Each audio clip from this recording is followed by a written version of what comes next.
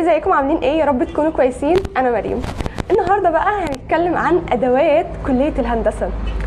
ادوات كليه الهندسه حبيت اساعدكم فيها النهارده عشان خاطر بينزلوا لسته على الجروب، واللسته دي بتروحوا تشتروها كلها وتفاجئوا في الاخر ان انتوا مش محتاجين منها تقريبا 3-4 حاجات هم اللي استخدمتهم طول السنه، وباقي الحاجات مركونه في البيت. فيلا من غير رغي كتير نبدا الفيديو بتاعنا. طبعا لما نذكر هندسه لازم نذكر اول حاجه ايه؟ مسطره حرف تي. حبيت اتكلم طبعا عن مسطره حرف التي الاول لان خلاص احنا مهندسين، فدي اول حاجه هنتكلم عنها.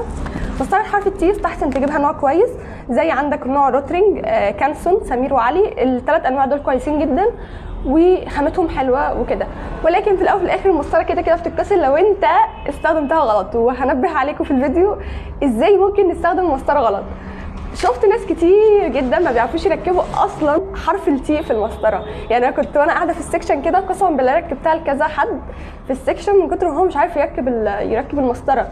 فالمسطره ما اتركبتش صح، الجزء ده بيتقطم، الجزء ده طالما اتقطم مبروك عليك هتشتري مسطره ثانيه. ده كده حرف التي بتاع المسطره. تمام.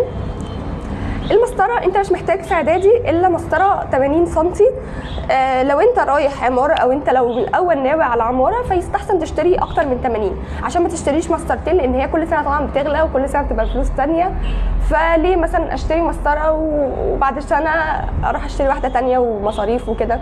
لا، لو انت كده كده ناوي على عماره من بدايتها اشتري مسطره 120. لكن لو انت مش ناوي على عماره فال80 كويسه جدا، اشتريها و هي كويسه والماتيريال بتاعتها كويسه. انا كنت جايباها روترينج. نتكلم بقى عن تركيب مسطره التي، يعني واحنا كده في السريع كده عشان مش عايزه اصهرها تاني معايا. بصوا هو بيكون كده. تمام.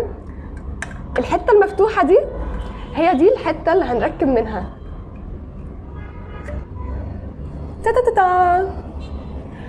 عشان الناس كتير بتقوم ايه، بصوا لما بتيجي تتفك بنحط ايدينا كده ونسحبها لتحت. اوكي. ناس كتير جدا كانوا بيركبوها كده، والله العظيم كده، يعني هي الحته المفتوحه من هنا هو مصمم هيدخلها، يعني هيدخلها، هو عايز يدخلها، ويا عيني تقوم تتقطم الحته دي خلاص. يعني لو التي اتكسر عادي بنروح نشتري واحد تاني من اي مكتبه تانيه، بس تكون مكتبه كبيره شويه مثلا. لكن لو دي اتكسرت خلاص هي كده المسطره هي اللي اتكسرت ومفيش امل ابدا. تاني حاجه بقى احب اتكلم عنها رول اللوح. رول اللوح بيتحط فيه اللوح بتاعتنا، بنحط فيه اللوح كلها بتاعتنا عشان خاطر ما تتبلش مثلا او تبوظ منك وانت ماشي في الطريق، وفي نفس الوقت تكون ناسيها. يعني المسطره بتيجي بالجراب بتاعها، فانت كده كده اصلا رول اللوح ليه مكان في الجراب، يعني رول اللوح هنا ليه مكان اهو، فانت هتقوم تنساها خالص، هتعلقها على كتفك وتنساها. فهي دي ميزه بصراحه رول اللوح. اتكلم عنها في براجل كتير جدا في الدنيا، براجل بطريقه يعني كتير، في اصلا علب براجل. فانت لو مش رايح مثلا قسم مثلا فيه رسم كتير او قسم مش محتاج فيه براجل كتير، فالبرجل ده يقضي الغرض.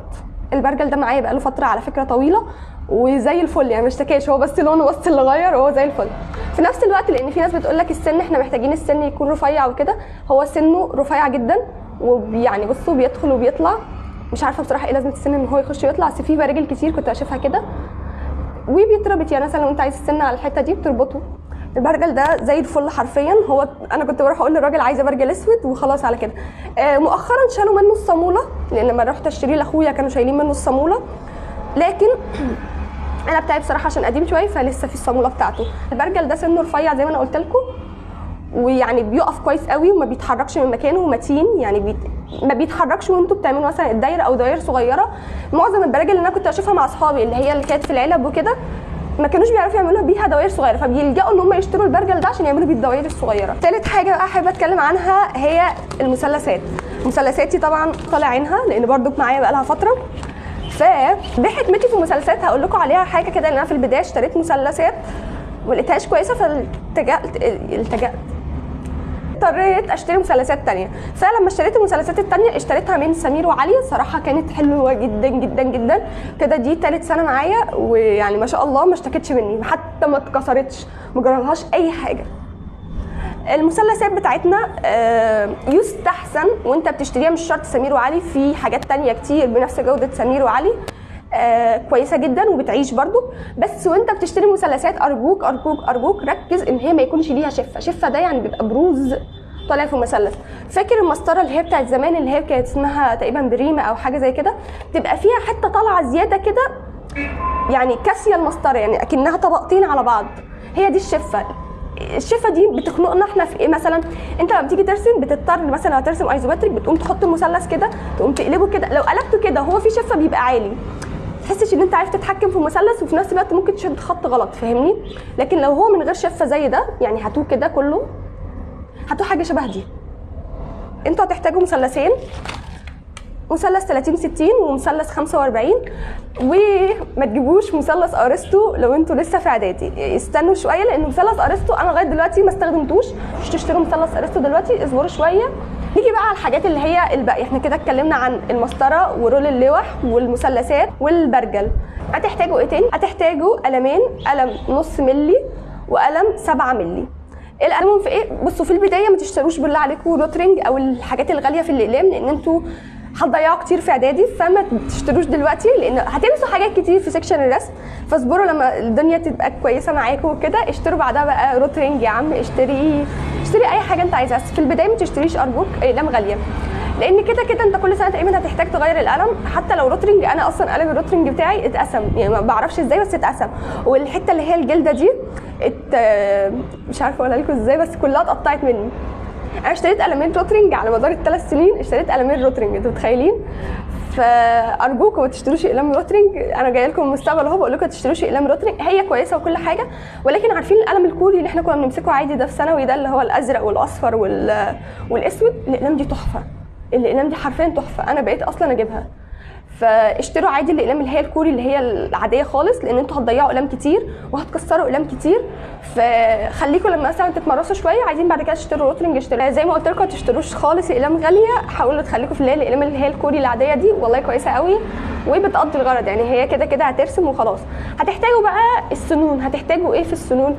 هتحتاج اتش بي و2 بي، ما تجيبوش اكتر من كده، هتحتاجوا الاتش بي وال2 بي. بصوا انا كنت بعمل قلم اتش بي وقلم 2 بي، يعني مثلا القلم اللي هو ال5 ده كنت بعمله الاتش بي، والقلم ال7 كنت بعمله ال2 بي. يعني كنت ارسم الاول بال5. في ناس كتير هتواجه صعوبات منكم وهي بترسم بال5 لان السن بيقعد يطقطق في الاول، ولكن لما تمرسوا ايديكم على ال5 هتحسوه احلى 100 مره من اللي هو ال7. حتى هتلاقوا الفينش الرسمه معاكم في الاخر احلى بكتير، خطوطها رفيعه كده وهي شكلها حلو كده.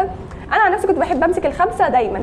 وحاجه تانية كنت بعرف اتحكم في السنون، يعني انا كنت في الاخر سبت القلم ال7 على جنب خالص وبقيت اجيب سنون 2 بي بس لل5. كنت بجيب سنون 2 بي بس لل5، فكنت امسك السنون وانا ببقى قادره يعني اخفف ايدي على القلم وتقل ايدي على الحاجات اللي انا عايزه اتقل عليها. كنتش هستخدم القلم ده عشان الوقت وكده. فانتوا مع الوقت هتلاقوا نفسكم قادرين اصلا تستخدموا نوع سنون واحد بس، وقادرين تتحكموا في ايديكم، سواء بقى 5 اللي ارتحتوا عليه او 7. حتى 7 لما ما كنتش احيانا بلاقي 5 لان انا يعني شويه بضيع حاجتي. كنت امسك ال7 عادي واعرف امشي بالخط خفيف خالص ما يتشافش حرفيا. فزي ما قلت لكم انتوا اللي بتقدروا تتحكموا في السنون. في الاول عادي اشتغلوا ب2 بي واتش بي، ولكن بعد كده هتلاقوا نفسكم قادرين تشتغلوا بقلم واحد بتخففوا وبتقلوا بيه وعاملين بيه شغل تحفه. حاجه اخيره عايزه اوريها لكم، هتحتاجوا فوطه زي دي للوحه. ليه؟ لان يستحسن وانتوا بترسموا مثلا مسحتوا ما تعملوش دي بتطلع يعني ميه وانت بتعمل فميه تطلع على اللوحه، بعد كده تمسح بايدك فهتشوف احلى منظر يجيب لك صرع في حياتك. فدي بنمسكها ونقوم نمشي بالراحه على اللوحه كده بعد ما نمسح، او نخبط كده على اللوحه كانك بتنفض تمثال على اللوحه كده بالراحه، هتنفعك جدا. في النوع ده بصراحه كنت جايباها، وفي نوع تاني بس انا مش لاقيها دلوقتي لان زي ما قلت لكم انا بس يعني مستهتره شويه. عامله زي عارفين اللي هي القماشه اللي يعني ماما بتشيل بيها التراب من على السرير دي، اللي هي بتبقى عامله زي القطيفه. هي في نوع كده صغننه بتتباع عند بتاع الصابون، دي كانت بتتباع عادي في الفجاله، ولكن الثانيه دي جبتها من عند بتاع الصابون، حسيتها احلى بكتير من دي. دلوقتي جه دور ادوات الكاميرا. البوكس طبعا مش انا اللي جايباه، ده كان بتاع اخويا الكبير ولكن انا سرقته منه عادي جدا، ولكن الحاجات اللي جوه انا اللي شاريها ما خدتش حاجه منه. كنا بنحتاج انابيب عشان تعرفوا ان انا بحافظ على حاجه. هي الحاجات دي كلها بتيجي كده في علبه على بعض، مش يستحسن لو انتوا في الفجاله اشتروا حاجاتكم مره واحده عشان ما تنزلوش كتير وتطلعوا وتنزلوا والكلام ده. هي انابيب، واللي هي البتاع اللي بتنضف الانابيب، ودي عشان يعني مثلا تسحبوا الحمض او حاجه مثلا تجربوا هنا، يعني فاهمين، في التيوب بتاعتكم. هي عباره عن الحاجات دي كده، تبقى جايه ملفوفه في القماشه بتاعتها او الفوطه بتاعتها، والستاند بتاعهم اللي هو بقى اللي بتعلقوا فيه الانابيب وكده. مش عايزه اقول لكم بيتعلق ازاي لان انا كنت دايما ما بعرفش اعمله. ما علينا، هي دي ادوات الكيمياء. في كل ادوات اعدادي اللي ان شاء الله هتحتاجوها على مدار السنه. بالنسبه بقى للوح، اللوح منها متسطره وفي منها مش متسطره. في دكاتره بيفضلوا ان هي متسطره، وفي دكاتره بيقول لك لا انا عايزه مش متسطره. يعني انا لما نزلت اشتريت اللوح كنت عادي بجيب اي لوح عادي، ولكن اخويا كان عايز لوح مش متسطره. مقاسات اللوح بتبقى ربع فرخ، بتبقى لوحه ربع فرخ. لو انت مثلا نسيت اسم اللوحه بتنزل عادي الفجاله او المكاتب قول له انا عايز لوحه اعدادي هندسه. بس كده، هو ده كان كل حاجه عايزه اتكلم معاكم فيها ان شاء الله عن ادوات اعدادي. اتمنى الفيديو يعجبكم، ما تنسوش لو عجبكم تشتركوا في القناه، وبس والله السلام عليكم.